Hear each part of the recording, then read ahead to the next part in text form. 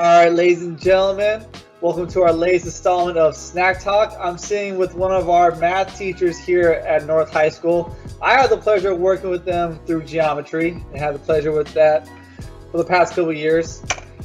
He is one of the greater counterparts here, I will say that, and to tell you the truth, he's probably one of the great people that you will probably want to get to know. His name is none other than Mr. Prevost. So thank you, Mr. Prevost, for joining us today here for Snack Talk. Thank you for having me, and thank you for making my day. That was a very good introduction. Thank you. No problem at all. Now, first questions are always going to be about what we're snacking on today. What do you got going on over there? What you got for your lunch? I'm doing lunch. I'm trying to hold it up without falling. There's salad.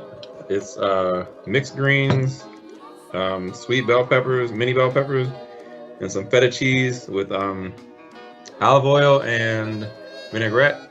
And this is look at you. Chicken and like almost like a macaroni and cheese.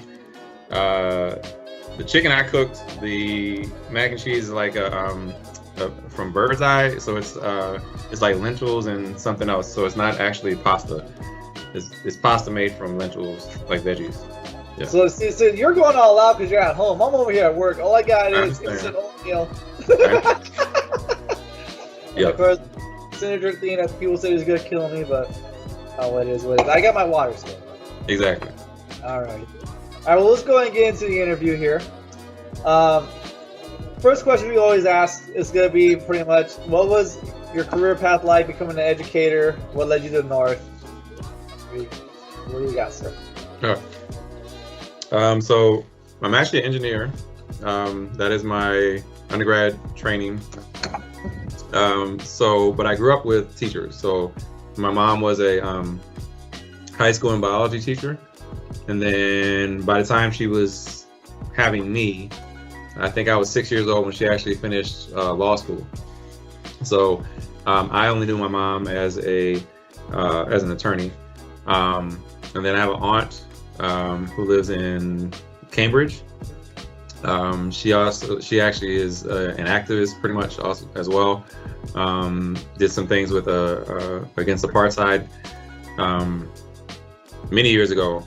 And she was a teacher for 30 years or so in Cambridge. And so I grew up around education. And as a software engineer is what I wound up being as after going to get my degree in electrical engineering. But I could just tell that wasn't making as much of a difference as I needed to make. So I had always been tutoring, and I'd always been just working with kids in some way ever since I was in high school. And then I just realized that I think it's education is calling me. So I actually, it was after I'd finished my master's and now looking for a job in biomedical engineering, I started substituting. And I remember I substituted elementary, middle school, and then also high school. I was a long-term sub at Central, or I was about to be a long-term sub at Central for someone in like a reading class, and I got a job offer. And then I had the option of, do I take the job or do I stay here and teach? And then at that time it was, I'm gonna go ahead and take the job offer, but I know that I enjoy education and I enjoy teaching. And if for some reason, it was one of those where you just spend all this time, two years getting a master's, like you probably should follow through with that to some extent. But at the same time, also having this epiphany that there was something else calling me something else was calling me to go do something different. And spent less than a year in the biomedical engineering job. It was more so the job that it was. I still love biomedical engineering, but I realized that education was calling me. So, beautiful. Yeah. So what are some things outside the classroom that you're involved with? So BSU Club. I don't know how long I've been the sponsor for that. Okay. It's been a while. I've had other teachers that have helped me out with it. but it's been a while, maybe 5 or 6 years. I've been coaching at girls tennis at Maryville since I started teaching, so 15 years. So this will be my 15th year in the spring with coaching. Otherwise, I'm doing a lot of cycling right now. I'm also a college soccer referee. So I'm a Pac-12 soccer referee, and right now I would be doing that, but because of COVID, the Pac-12 has not started sports again yet. So I'm not sure if I will be doing the college soccer refereeing this year. Yeah. So I like how you mentioned about being here with BSU program. Yes. Those who don't know, Black Student Union, that's what that stands for. Yeah. Well, that's what it stands for, but maybe you can shed some light about what is BSU all about and who can be part of that club. So everyone can be part of that club. So we've had members of all different races in the past, ethnic backgrounds. So everyone is welcome. And I actually think that having more diversity would actually be beneficial, so that not just the African American students are benefiting from it, but all students at North are benefiting from the conversations that we have in the BSU Club. And you asked what it was about. Yes. So it's really a means of allowing not just African American students to to express themselves and have dialogue about current events, but also to share the African American heritage as well, and to bring light to it, to enlighten African American students, enlighten any student that is at North High School about African American history, African American culture, African American difficulties that we might have on a daily basis, things like that. And our members, the club members, really do enjoy the time that they get to spend together, which is really most times spent having dialogue about things that are on their minds. I remember, like right now, they've had discussions about racial discrimination, and what's going on with them in their lives and how it's affecting them. And I can just see as the advisor, it's very important that they just have some place to come and have that dialogue, so that they can process it in a productive way, take that and go on with their day and be productive young ladies and gentlemen out there in the real world. Beautiful. And we kind of talked about this as a district level, where our nation is facing two pandemics. One's a disease, and the other one has been the underlying one that's been here forever. I feel like this is a year of change for a lot of things. And I came across a poem while watching some things on YouTube and whatnot from Langston Hughes. And in that is a good excerpt that I thought that stuck out a lot. And the title of the poem is "Let America Be America Again." And the excerpt that stuck out the most was this verse that says, "Oh, let America be America again, the land that never has been yet, and yet must be, because the land where every man is free." I kind of thought about that a lot. And so I'm hoping that with all the change going on, that we have some goals this year.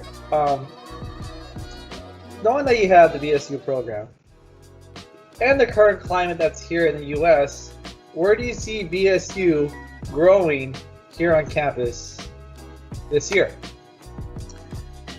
Well, first of all, I like the poem that you chose. It is very profound, and amazing that the poem was written many years ago, what, 60, 70 years ago, something like that. I believe it's in the 60s or 70s. Yes. Yeah. I think it is. I don't know. Actually, no, that was older. It's older than that. Langston Hughes, yeah. So it's older than that. It's a very old poem, and it's just still applicable that, to me, not necessarily hurtful, but just that it's still, that we are still looking for that equality, and that we are still fighting for it. And I really hope that some change is made this year as well, Adam. So how can BSU be a part of that? Well, first of all, like I said, is just to allow those students to have a place to discuss and share their thoughts. As teenagers, and we all work with them, we can see that in our classes we're having to play a role of handling the different issues that the kids are coming to class with. I start off my class every single day with how do you feel? And I'm helping the kids in their process, the different feelings that they're having. I'm happy that they're sharing them with me, and then that we can take some time in the beginning of the class. And I really hope that some of them are even looking forward to the opportunity to share that, get it off their chest, and then possibly have some dialogue about it. And so if that's happening in my classes, then it's also something that we do in BSU as well. Just to try and give the students, sometimes for me to somehow step out of the conversation and allow them to be able to talk to themselves, teach each other. Some things that they're realizing that they don't really talk to each other outside of the BSU Club sometimes. I was discovering that just like all students on our campuses, like we have some seniors in there, and they are concerned about getting into college, and a lot of them are concerned about managing work with their schoolwork right now. But some things that kind of were brought to my attention by the students, like some of them, we had some dialogue before as African American women, how they are fearful with the issues that we're having with racism, and that there are women around their age being targeted and abducted on streets and things like that, how scary that is to them. So some of them don't really leave the house and walk anywhere by themselves. So that's one concern that they're having. A young man, African American student in the club, he mentioned something that I've had to deal with my entire life, but how he was being followed at Walmart by security. Again, pretty much racial profiling, and he was having to process that.